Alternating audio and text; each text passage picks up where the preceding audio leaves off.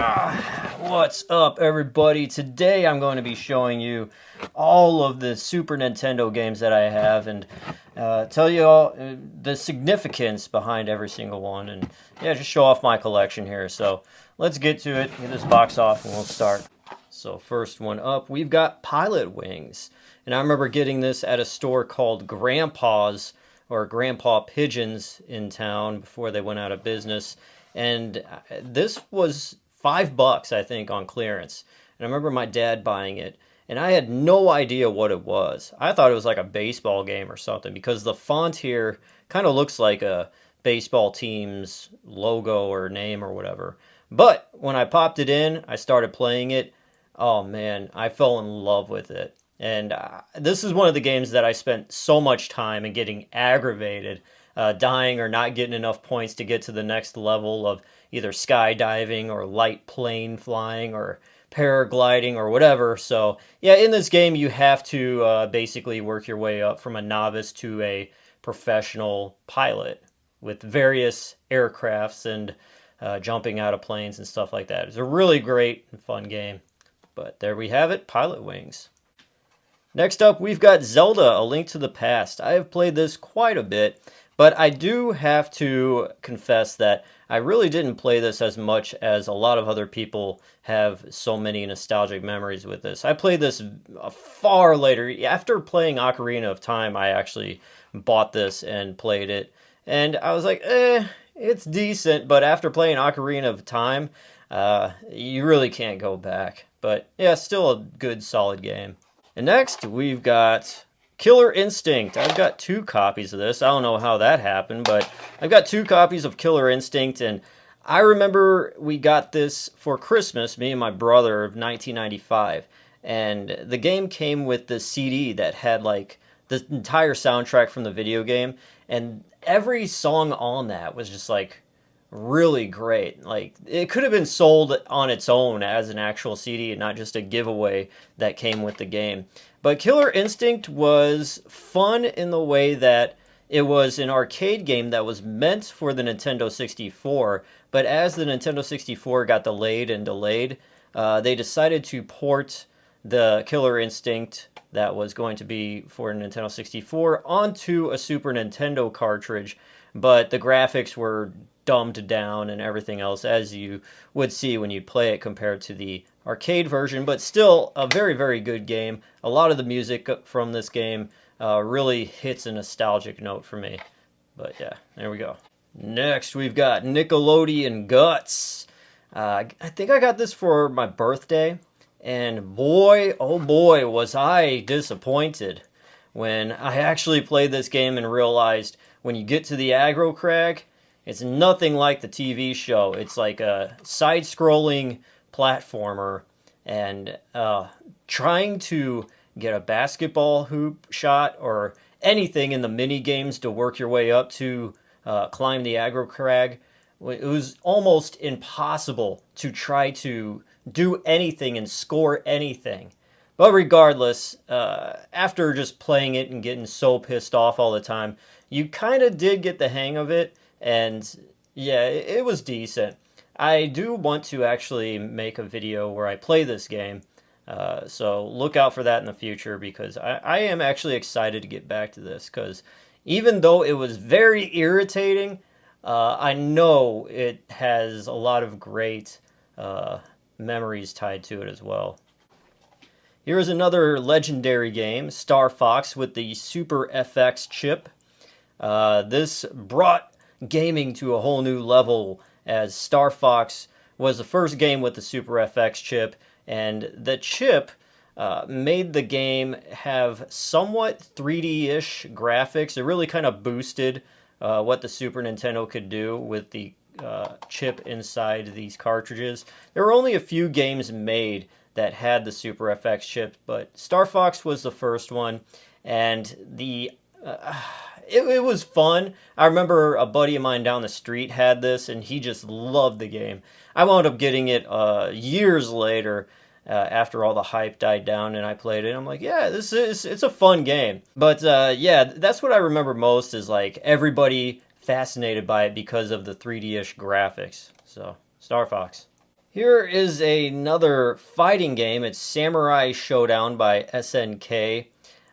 This one was kind of cool because the fighters in this game would lose their weapons and they would just get stuck into the ground if the player fell or got hit, and you would have to go to the exact spot to pick your weapon back up. So it was kind of cool to have a fighting game that was almost somewhat lifelike. Each fighter had their own kind of weapon, and yeah, it was a cool kind of fighting game compared to the Mortal Kombats and Street Fighters out there. All right, next up we've got Frank Thomas's Big Hurt Baseball. Gotta be honest with you, never played this game.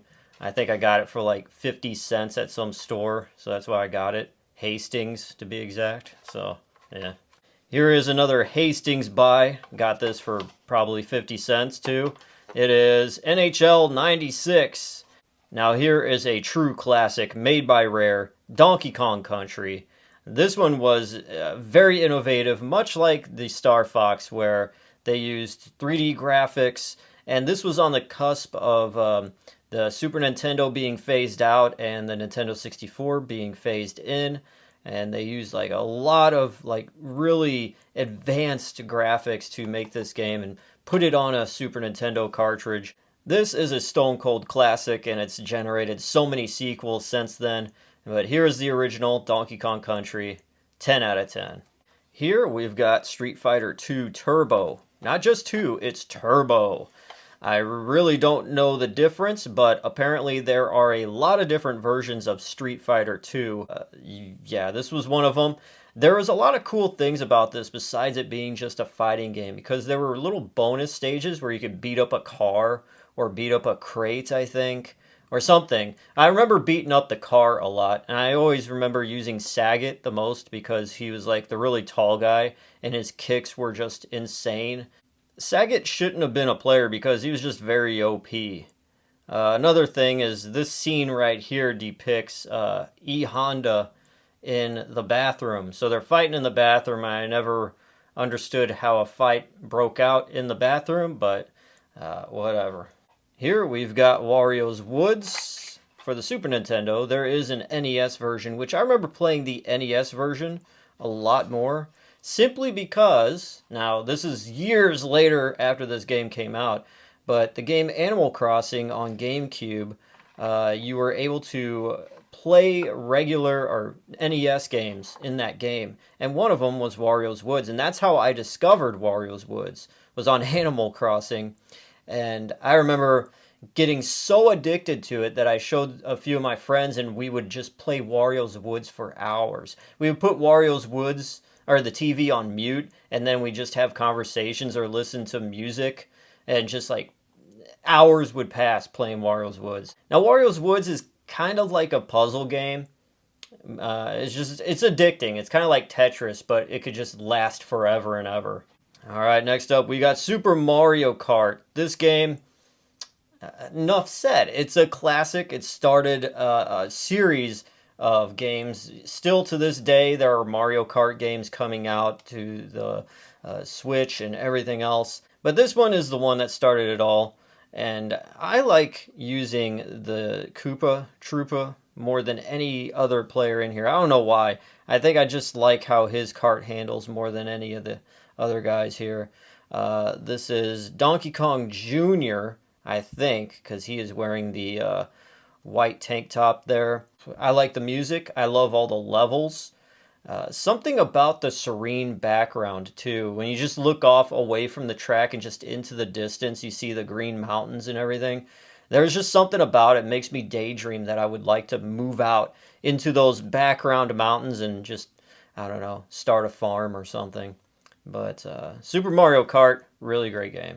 Okay, we've got Sim Ant, and this is from Maxis, who also made the very, very successful Sim City games. I bought this recently because I was doing a documentary on Sim Refinery, which is a very rare game that was finally uncovered in 2020.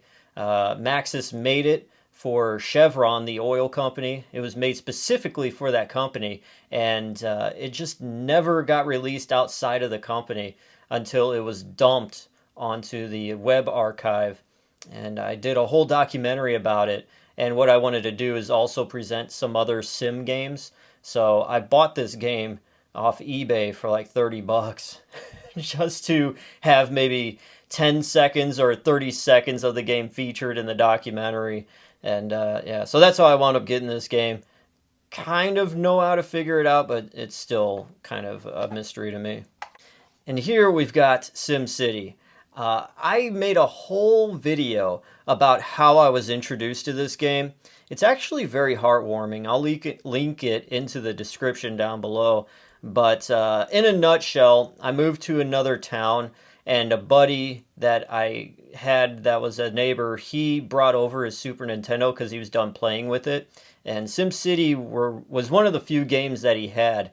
I didn't know anything about it, and I popped it in. He showed me how to play it, and I was off to the races after that. I started playing it. I got so addicted.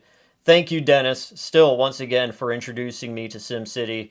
It's such an awesome game, especially on the Super Nintendo. This is like the best version of SimCity that you could play is right here. So, yeah. Awesome game. Can't say enough. 11 out of 10, SimCity. Here we've got The Adventures of Dr. Franken, and you play as Frankenstein, this very cool 90s version of him. And it's like a platform kind of game, and it's been a while since I played it, but it's kind of a comical slash Halloween themed game, as you could kind of tell right there. It's actually very fun, but it seemed like one of those cheap games that was always on clearance or whatever, but it still has somewhat of a nostalgic feel to me because I remember playing it a little bit. I got addicted for like a week playing this game. It's decent. All right, we've got NHLPA Hockey 93. This is the game my dad bought, and I remember you could actually fight with other hockey players, so you would break out into a fight every once in a while. They really jam-packed this thumbnail in with little pictures of all the players there. But yeah, so there you go. It was fun. Yeah, it's just a hockey game for Super Nintendo. Enough said. And here we go. Yeah, I love SimCity so much I have a second copy. Here we go. This is a weird one. Mario is missing. Luigi, you play as him. It's not really a traditional Super Mario Brothers game. As you can see, it's made by the Software Toolworks. And I think they made like a history game, like with Mario 2. But this is the other one they made. And I remember when I was sick in the hospital when I was like 7. And the hospital had a Super Nintendo, and they had Aladdin, and they had this game. I played this game once, and I wound up playing Aladdin the rest of the time. Yeah, that's all I know much about Mario is Missing. I have a copy of it. Now here is Sim Earth. I remember getting this game for my birthday from my uncle. And this game was just so complicated for an 8-year-old kid to figure out that we wound up returning the game to Toys R Us, and I got something else. Years passed by, all the way up until I had to make a documentary about Sim Refinery, and I bought this game to play and record some of the gameplay of it and put it in the documentary. So that's the only reason I own a copy, is because I was making a documentary. So Sim Earth, everybody. Next up, we've got Mortal Kombat. This game I could sit and play for hours and hours.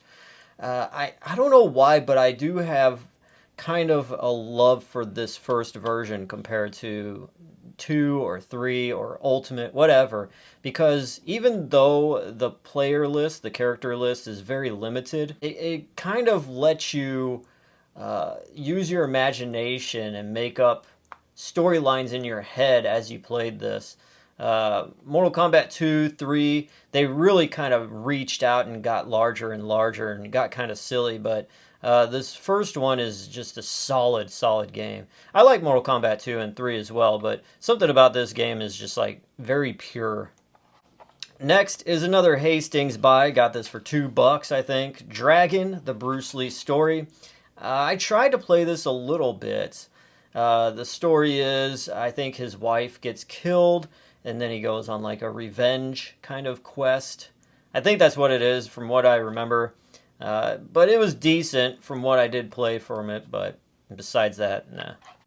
Here we go. Here's a classic. Zombies Ate My Neighbors. They released this again on the Switch, and I bought it, and I played a little bit of it, but I'm like, I don't know. I think I played this so much as a kid with my brother or my dad that I'm so desensitized to it. I really can't play it anymore. It's like just one of those games that you just beat up and used up so much that you go back to it and you're just like, I can't. The magic's gone. I used it all up already. So much of a good thing. It's like a song that you've listened to for so many times that you just can't listen to it anymore. But Zombies Ate My Neighbors, for what it was that great. And yeah, that's why we got it. It's a good one. Of course, knowing me, Beavis and Butthead for the Super Nintendo. Yeah, this is an awesome game. Just for like a spin-off of Beavis and Butthead, there was a lot of things in here that really hit from the crude era of the shows. Like the first, I don't know, 30 episodes of Beavis and Butthead is what this game is based off of. I really like the one level where they're in the mall and they're in the arcade section, and you could go and look into the arcades and play some of the games here and there. Not all of them, but some of them, they were like little mini games within the game, so that was pretty cool. But there you go, Beavis and Butthead. Here we've got Family Feud. This is the 80s version with the guy named Combs. His last name was Combs. But the biggest gripe about this game is when you have an answer, you have to go one by one with every letter to spell out your answer, and it takes forever. And then it plays this banjo music in the background. Yeah, it really gave you that feeling that you were playing a hillbilly game. But yeah, Family Feud. Here we have Super Adventure Island, which is an awesome game. You get to ride a skateboard. You get to throw boomerangs, hammers at your enemies. They steal your girl. That is the story about this. They steal your girl, and you have to fight to win her back. Classic tale that never gets old. Super Adventure Island. Here we have WWF Super WrestleMania. I just remember the sounds of how this video game would start. It would be... Yeah, so that's the most memorable thing. And then also, it was really hard to control and play. I really didn't get into wrestling games until WCW versus NWO for the N64, but that is the first wrestling game I've ever played. Here we've got Cliffhanger, featuring Sylvester Stallone, based off the movie Cliffhanger. And this is actually a really fun game. You get to climb actual cliffs and mountains, and you get a gun at some point, and you punch, and it's just like a beat-em-up style game. But it's really fun. You have to run and jump at certain times because an avalanche is coming down after you. Yeah, it's good. It's a solid game. Cliffhanger. Here we've got Bill Lambier's Combat Basketball. And as you can see here, yeah, it's basketball in the future, it looks like. Something like that. You got guys with mohawks and everything else. But yeah, you can play basketball and punch your opponents and just beat them up. And so it was kind of a cooler take on your traditional sports video game. Bill Lambier's Combat Basketball. Next, we have Disney's Aladdin for the Super Nintendo. The OG, the best version of Aladdin for a video game, right here. I would definitely place this game in the top 10 of the best Super Nintendo games ever, because it is just that fun. It's a side-scrolling platformer, but it's the physics and everything else in it just is perfect. The storyline is great. Just, if you've watched Aladdin, you know what the story is, but in video game form, man, it is just that good. Here is a funky one. This is Super Game Boy, where you could take your Game Boy games, place them into here, place it in your Super Nintendo, and you could play your Game Boy games on your TV through your Super Nintendo. It's very cool. It would add colors and different color palettes to your Game Boy games, which was a nice touch. But yeah, Super Game Boy. It's a neat little thing. Here we've got the Incredible Hulk. I love this game. I remember renting it and getting so mad when we had to return it.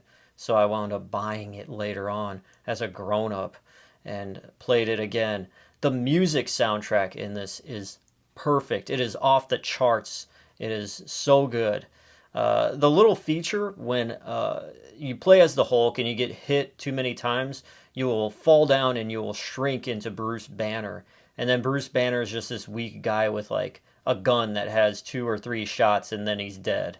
But I like that feature in the game. And the game itself, the levels in it, it's a platformer. Yeah, it's good. I like it. Now here is Super Star Wars Confession Time.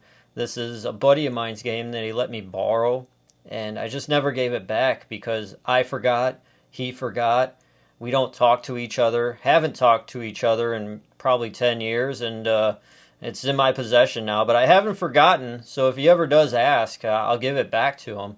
But for now, I'm keeping it safe, and I remember playing this, and I was just getting pissed because I wouldn't get past the second level. So yeah, it's a very, very hard game. So yeah. Here we've got Super Metroid. Awesome platformer. This is one of those games where I rented it first and I loved it. And then when I bought it, it was like, oh, I have the game to keep. And I would pop it in, maybe play it a few times, but then I'd have all these other games. And this one just kind of got left in the dust. I never really played it through all the way. So this may be a game I'd love to maybe stream and play on here. But yeah, Super Metroid, it's a classic. Next up, we've got Rocky and Bullwinkle and Friends. And this game was, I really don't remember too much. I remember there were a lot of different stages and things that came from the old cartoon. But the only thing that really stood out for me was there was this stage where there was this dragon that would shoot fire and flames at you, and you were this little kid, you had to chew bubble gum. You would have to blow bubbles, and you had to aim it just right for the bubble to fly and rise up in the air and gum up the dragon's mouth.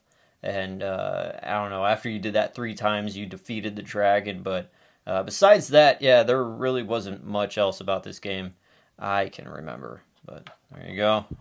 Here we've got Spider-Man, Venom, Maximum Carnage in this red cartridge. Really cool looking. The game was actually really fun. You get to play as Spider-Man and Venom. I don't think I got to the point where I could play as Carnage, but I don't know. It was still awesome. The soundtrack had the band Green Jelly or Green Jello play the theme for it. It's really cool to hear the 16-bit rock song at the very beginning just kick right in. I remember the advertisement for this game, and it said, "Paint the town red." And that was the first time I heard that expression, "paint the town red." It came from this game. Really awesome game, Maximum Carnage. Definitely worth picking up. And here is Wheel of Fortune Deluxe Edition. This sticker feels like it's just paper. It's very cheap. When you compare it to this, there's this glossy label. This just has like more of a just standard paper label. So I don't know if this is a fake game or what. Yeah, you look on the back there. It looks rather cheap. I played it a few times. I was just kind of meh. It's Wheel of Fortune. So, alright, so here is a total blast from the past.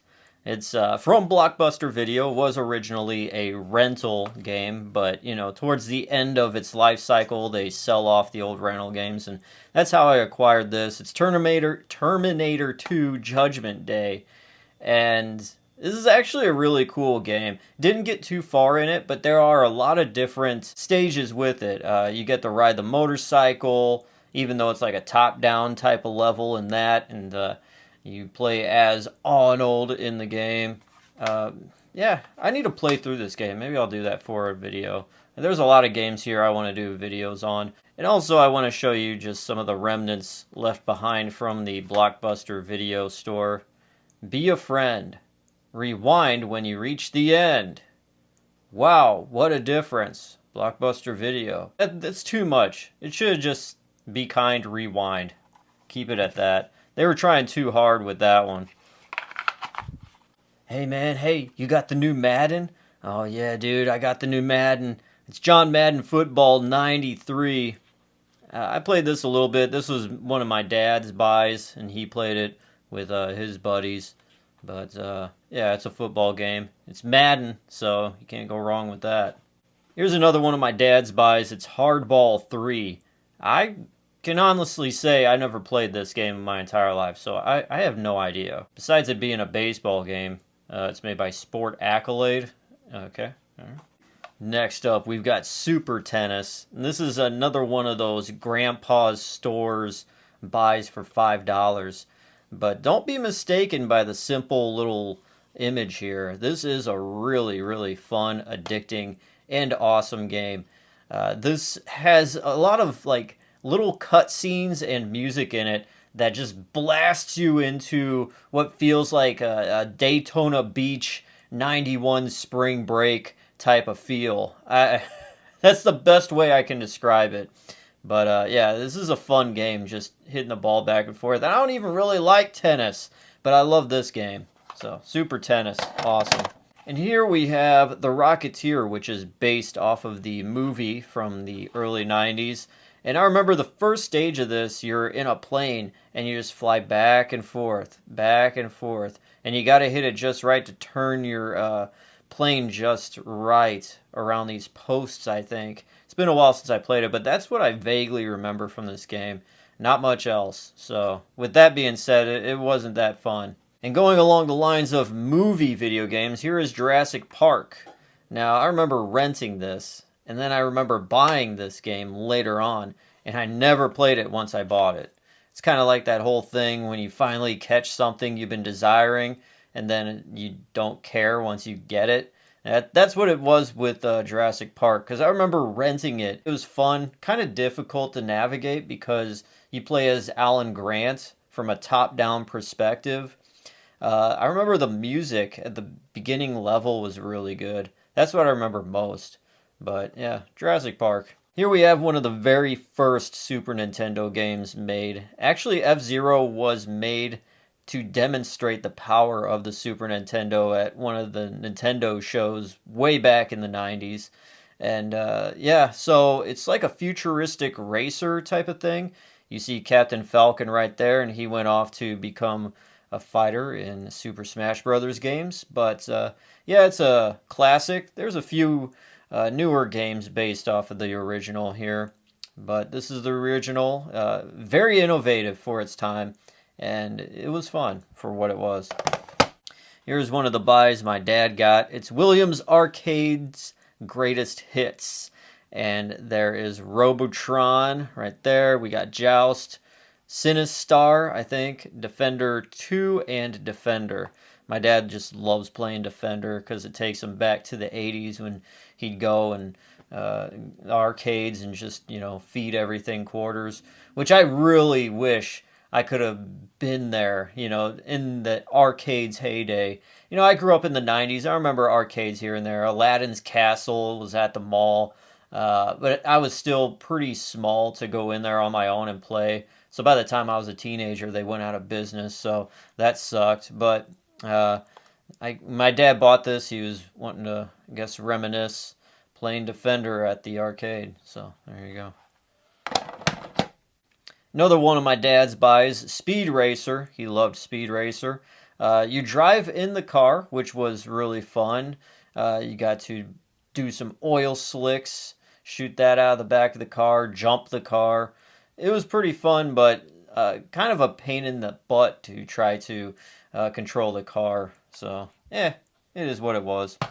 And here we go. I either got this for my birthday or Christmas time, but Home Alone 2 Lost in New York for the Super Nintendo. This game will drive you absolutely insane trying to get keys when you get to the stages of the renovated warehouse where all the traps are, because you got to find these right keys with the right design keychain to get into a door to advance to the next part of the house. And I remember there was a part where you had to drop down through a hole in one story down to the bottom and land right here on the shelf on the bottom level that you drop down through to get one of the keys, and you had to do it just right, and it was such a pain. But all that being said, this was a really fun game. You start out at the hotel, and you have to, fight vacuum cleaners that are running by themselves, and suitcases that are just flying across the floor. Everything is alive in that hotel. Very odd, very weird. There are ladies throwing jewelry at you, plates being thrown at you, whatever. It's just a wacky and fun take on the original movie. Home Alone 2, Lost in New York. Pretty cool. And here we got yet another copy of Mortal Kombat. Why not? Now here is Super R-Type, a really awesome game where you are a spaceship, and it's a side-scrolling thing, and you move from left to right, and off on this side of the screen you don't know what's coming until it's like getting close to you, and you just gotta blast it all the way and just keep moving. So this is what that ship is right there. You're fighting this huge demon, basically the boss of the game. This is one of those buys that we got at Grandpa's Pigeons, the store, and it was $5. It's a really good buy. Definitely would play this again. It stands the test of time, these types of games for sure. Super R-Type, it's awesome. Here we got Super Tennis once again, Spring Break 91. Here we come, Daytona. And the final game is Batman Returns. This is a really good game. It's like a beat-em-up side-scrolling game. You play as Batman.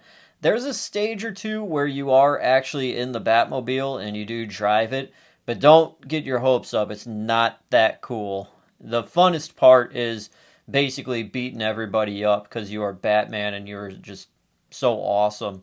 And you get to beat up the really big fat clowns that are in the movie, so that's cool too. But yeah, Batman Returns, it's a really solid game.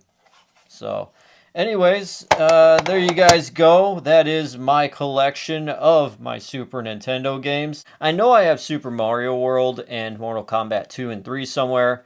I just don't know where they're at, but this is the majority of all I've got. And yeah, that is it. Let's end it on this note. Take a look at the greatest game Beavis and Butthead ever had out. It's rather dusty. And thank you guys for watching. I am DJ Glowing Ice. See you next time.